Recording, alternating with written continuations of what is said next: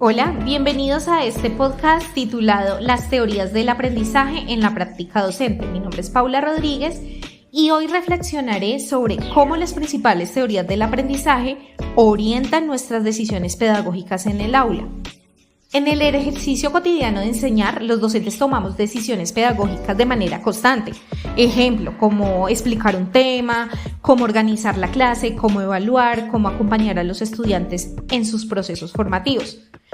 Aunque muchas veces estas decisiones parecen que las tomáramos de manera intuitiva, en realidad están sustentadas en teorías del aprendizaje que orientan precisamente nuestra práctica pedagógica. Entre las más influyentes se encuentra el conductismo, el cognitivismo y el constructivismo, enfoques que permiten comprender cómo aprenden los estudiantes y cómo podemos favorecer procesos educativos más significativos.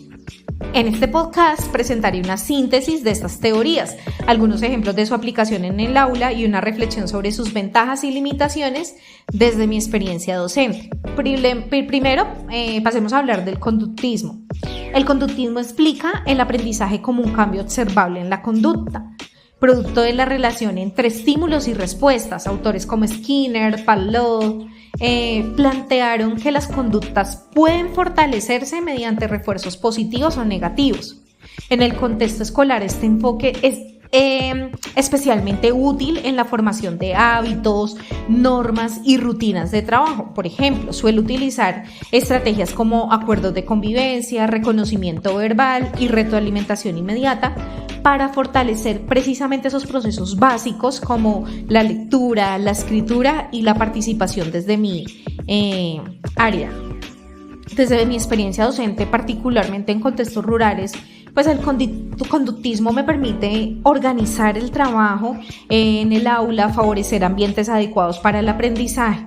Sin embargo, pues su principal limitación en este caso es centrarse en la conducta observable sin profundizar en los procesos de comprensión del estudiante. Por esta razón considero que este enfoque debe complementarse con otras perspectivas pedagógicas. Ahora bien, el cognitivismo centra su atención en los procesos mentales que están implicados en el aprendizaje, como la memoria, la atención, la organización de la información. En este caso, autores como Piaget, Brunner, Ausubel, Gagne explican que el aprendizaje ocurre cuando el estudiante relaciona la nueva información con sus conocimientos previos. En mi práctica docente como profesora de lengua castellana, este enfoque se evidencia cuando organizo mis actividades de clase, por ejemplo, empleando mapas conceptuales, estrategias de activación de saberes previos, organizadores gráficos, antes de iniciar un nuevo tema. Antes de trabajar, por ejemplo, el tema del texto literario, indago sobre los conocimientos y experiencias previas de los estudiantes para facilitar su comprensión.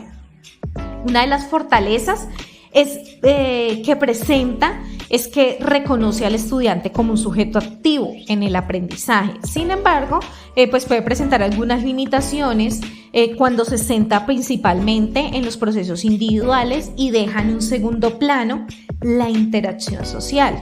Aquí precisamente es donde cobra, digamos que especial importancia el constructivismo, el cual plantea que el conocimiento se construye a partir de la interacción entre el estudiante, su entorno y otras personas. Autores como Vygotsky, como Piaget, como Brunner destacan el papel de la experiencia, la exploración y el aprendizaje colaborativo. En el aula escolar, este enfoque se refleja en estrategias como el trabajo en equipo, el aprendizaje basado en proyectos y el análisis de situaciones del contexto.